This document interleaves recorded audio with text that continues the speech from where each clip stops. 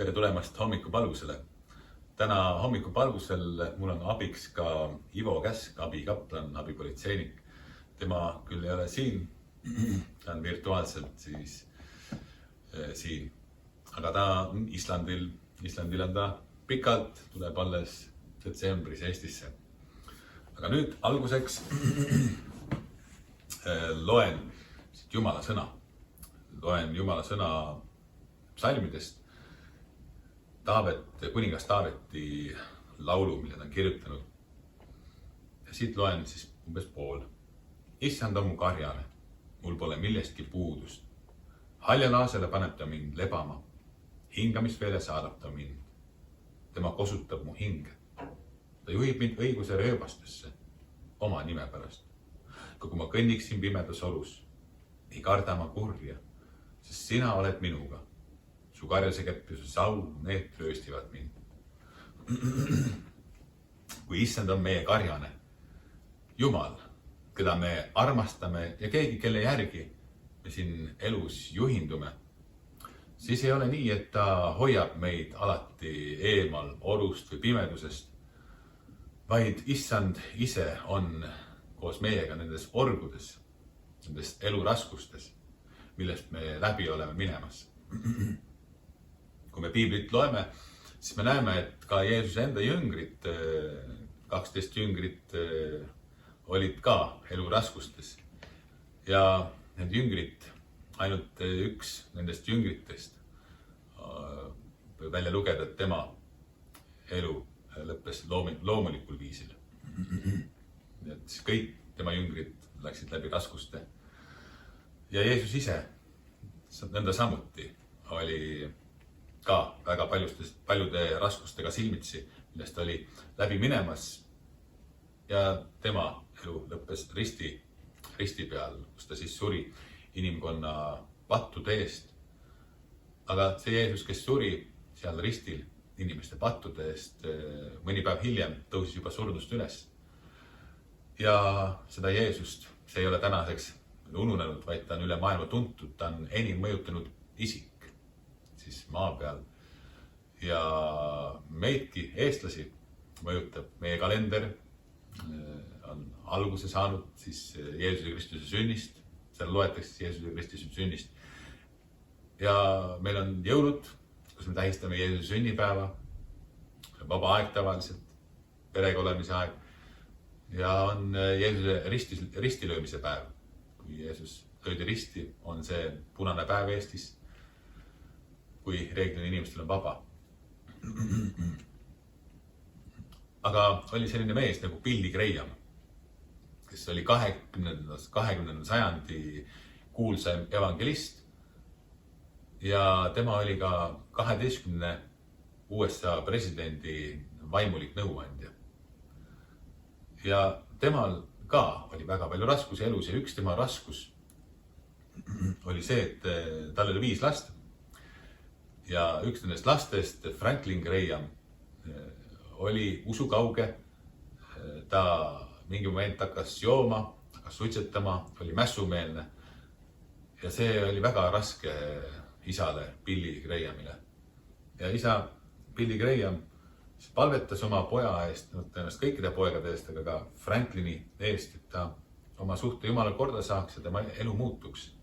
Ja siin on mul kirjutatud üks tema siis, üks tsitaat, mida Billy siis ütles. Ma jutlustasin maailmale Kristusest, aga oma poja pärast nutsin kodus öösiti. Niisiis oli tal hinges väga raske oma poja elustiili ja käitumiste pärast, kuidas ta on valinud oma elu elada. Aga ühel päeval sellest Franklinist, tema pojast, sai usu inimene, ta pöördus ära sellisest elustiilist, mida ta oli elanud. Ja temast, sellest pojast Franklinist sai ka üks suur evangelist, jutlustaja, kus ta siis miljonitele inimestele samamoodi nagu isa oli ja läks rääkima Jumalast. Franklin Graham käis Eestis evangeeliumi üritust läbi viimas, kas oli aastal 2009. Billy Graham ise käis Eestis aastal 1984 Nõukogude ajal, minu teada oli see aasta.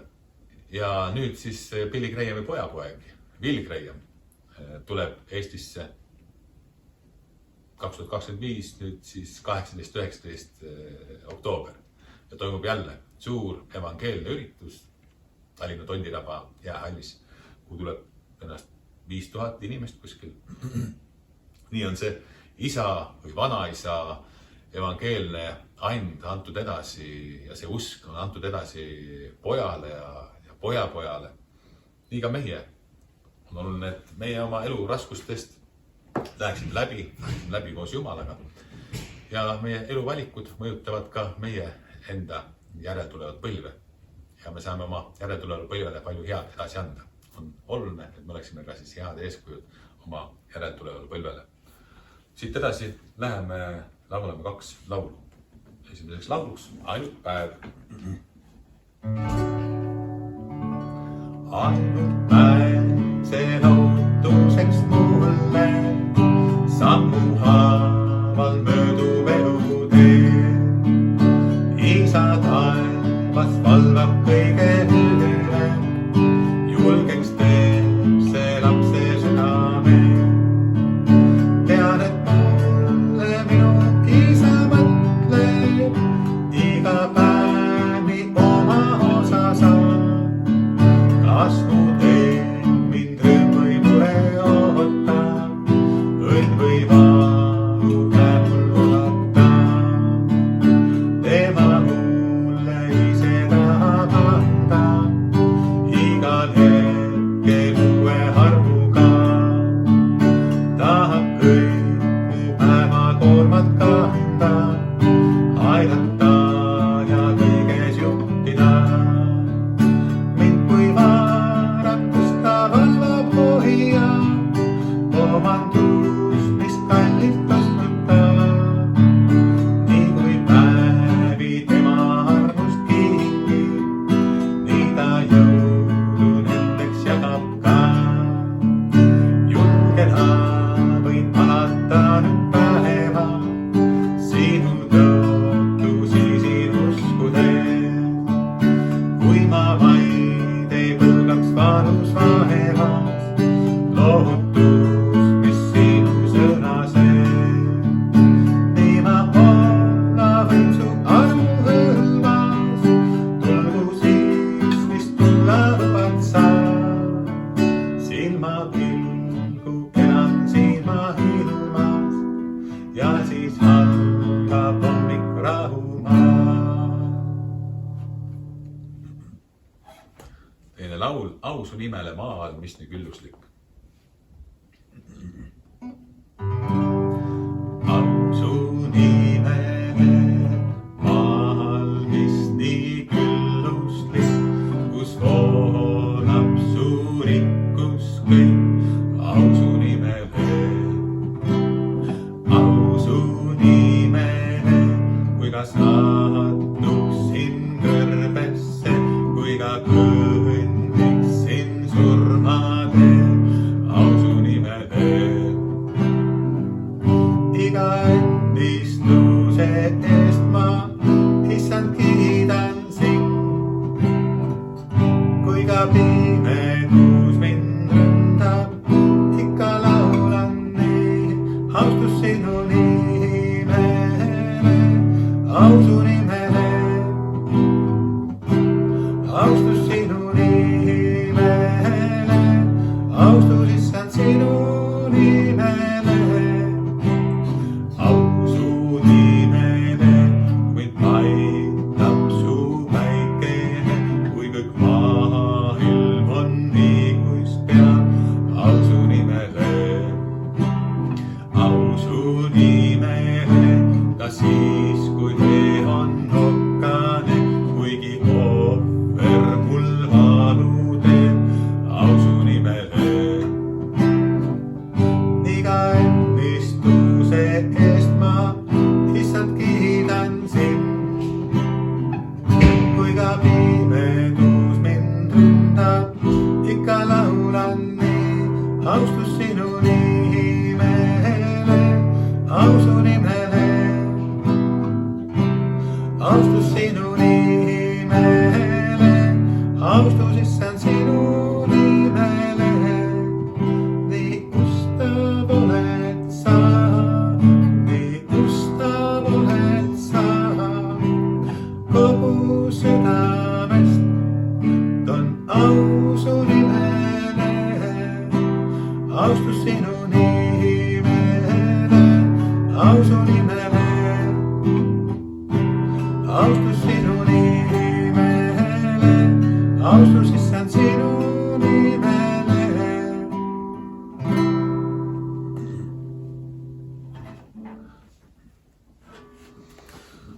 Nii, see laul tõi esile ka selle, et on häid aegu, on halbu aegu. Kui ka pimedus mind ründab, ikka laulan nii.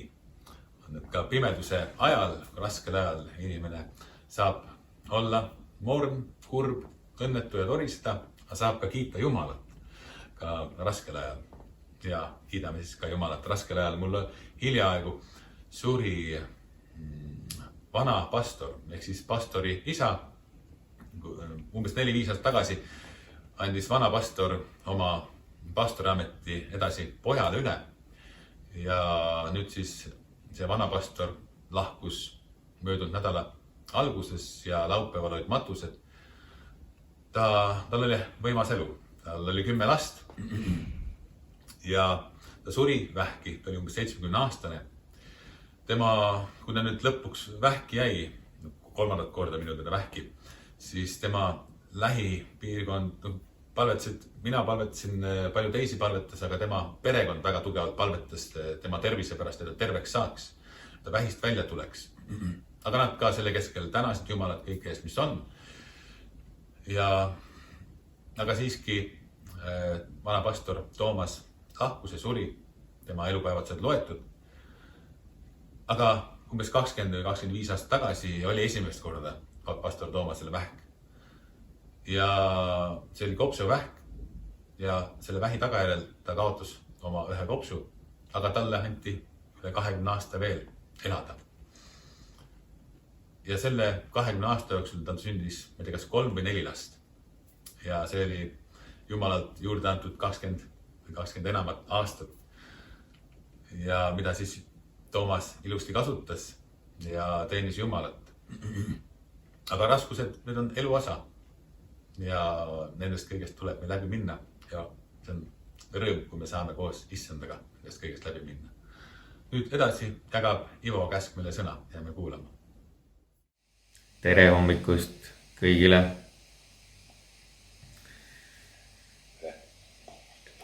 Jätkan samal mõttelainel, millest Priidu on juba jaganud. Ja tänane lugu oli pikk ja väsitav vahetus. Karin ja tema paariline olid juba 10 tundi patrullinud, kui tuli uus väljakutse. Perevägivald. Ja need juhtumid võisid olla ühed raskeimad, mitte ainult füüsiliselt, vaid ka hingeliselt. Sest sa kunagi ei tea, mis sind ees ootab. Seal võib olla karjumine, seal võivad olla verevalumid või midagi veel. Seal võivad olla lapsed, kes end voodi alla peidavad. Aga sellesse korterisse sisenedes võttis neid vastu vaikus. Seal ei olnud mitte kedagi peale köögilaua taga istuva naise, käed värisemas. Ja tema kõrval toolil oli katkine tass, põrandal piimaloik. Mees oli enne politsei saabumist lahkunud. Aga õhk oli ruumis olevast pingest ja häbist paks. Karin istus naise juurde laua taha. Ta ei hakanud kohe küsimusi esitama, ta lihtsalt istus. Vaikus venis, seinakell tiksus valjult ja lõpuks ütles naine vaikselt. Teate, ma palusin Jumalat, et ta ei laseks tal täna tulla, aga ta tuli ikkagi. Ma ei tea, miks Jumal ei kuulanud. Karin neelatas, ta ei olnud teoloog, ta oli politseinik. Aga ta ütles ausalt, ma ei tea, miks see juhtus, aga ma tean, et ei ole praegu üksi. Naisele tulid taas silma pisarad, mitte sellepärast, et probleem kadus, vaid sellepärast, et keegi oli kohal, keegi istus kõrvalistmel. Ja hiljem, kui Karin ära sõites juhtunule mõtles ta taas sellele, et vahel on Jumala kohalolu just see, kui meie istume kõrvalistmel. Piiblis psalmides ehk laulude raamatus 34, salm 19 on sõnad, et issand on ligi neile, kes on murtud südamelt ja päästab need, kellel on rusutud vaim. See salm ise kõlab ju nagu lohutus. Aga kui lugeda lähemalt, siis see psalmi fraas ei ütle, et Jumal hoiab meid raskustest eemal. Vastupidi, see ütleb, et Jumal on lähedal, kui me oleme murtud. Mitte siis, kui kõik on korras, vaid just siis, kui kõik laguneb. Siis kogeme seda erilisel viisil. Ja see on veider. Me tahaksime, et Jumal hoiaks meid kukkumast. Et kui me oleme õiged ja teeme oma tööd ausalt, siis elu oleks lihtsam. Aga see psalm ütleb, et isegi õigel inimesel võib olla kannatusi. Jumal ei luba alati kergemat elu. Niikaua kui me elame siin selles patust murtud maailmas, ta lubab, et ta on kohal. Ja eesliini politseitöös on muidugi seda näha iga päev. Me näeme inimesi, kes on katki, mõnikord oleme ise katki. Ja vahel tundub, et headus ei tasu ennast ära. Aga just seal keset raskusi võib Jumala ligiolu olla kõige tugevam. Lugu Karinist ja tema laua taga istumisest selle naise juures näitab seda. Ta ei saanud seda olukorda parandada, aga ta sai olla kohal. Ja võib-olla just see kohalolu oli Jumala vastus. Mida tähendab see meile igale ühele? Mõnikord on meie kohalolu kellegi jaoks Jumala kohalolu. Me ei pea alati midagi parandama. Mõnikord piisab, kui me kuulame, kui me ei pööra oma pilku ära sellelt, mida me näeme. Ja kui tunneme, et oleme ise murdumas, siis peame meeles, et Jumal ei pruugi hoida meid raskustest eemal, aga ta ei jäta meid nendesse üksi. Kui mõtleme sellistele olukordadele, kas oleme olnud olukorras, kus me ei saanud midagi parandada, aga meie kohalolu muutis midagi väga oluliselt. Kuidas saame olla täna kõrvalistujaks kellegi jaoks, kes vajab lihtsalt teadmist, et ta pole üksi? Ja kuidas on Jumalaga minu või sinu kõrvalistujana? Kas me lubame tal olla kohal, isegi kui elu ei lähe plaanipäraselt? Jumal ei pruugi hoida meid raskustest eemal, aga ta ei jäta meid neisse üksi. Ja selle kinnitusega, seda kinnitust soovin täna jagada ja soovin ilusat päeva. Aitäh, Ivo, hea sõna eest. Nüüd laulame ühiselt Pühitse mind oma vaimutempliks. Laulu sõnad tulevad Piiblist ja on kirjas nõnda 1. Korintuse 6.19. Ihu on kui püha vaimu tempel. Kui me saame Jumala lapseks ja Jumala vaimu enda sisse, millest Piibel räägib, siis meie ihust saab kui tempel, kus Jumala vaim elab. Ja on hea, kui me seda templit siis hoiame puhtana, korras, jälgime, mida me ütleme, kuidas me käitume, mida me teeme. Pühitse mind oma vaimu templis, et võiks olla aus ja õiglane su eest tänus oota, et su vaim võiks täita ja ma näeks sinu sees. Pühitse mind oma vaimu templis, et võiks olla aus ja õiglane su eest tänus oota, et su vaim võiks täita.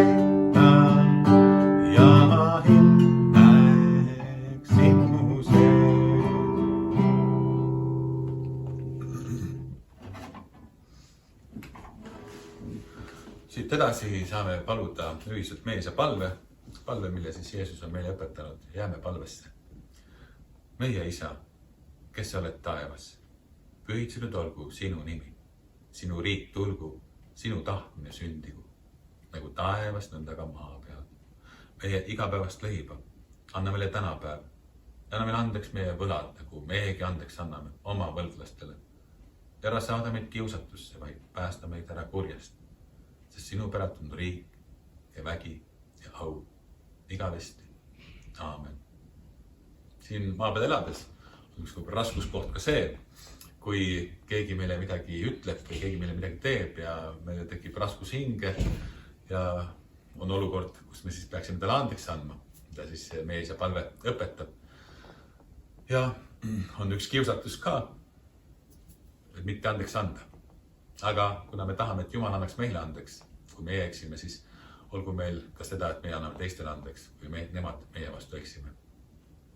Ja ma annan edasi nüüd õnnistussõnad. Issand, õnnistagu meid ja hoidku meid. Issand, lasku oma pale paista meie peale ja olgu meile armuline. Issand, tõstku oma pale meie üle ja andku meile oma rahu. Jumala Isa, Poja ja Püha Vaimu nimel. Aamen.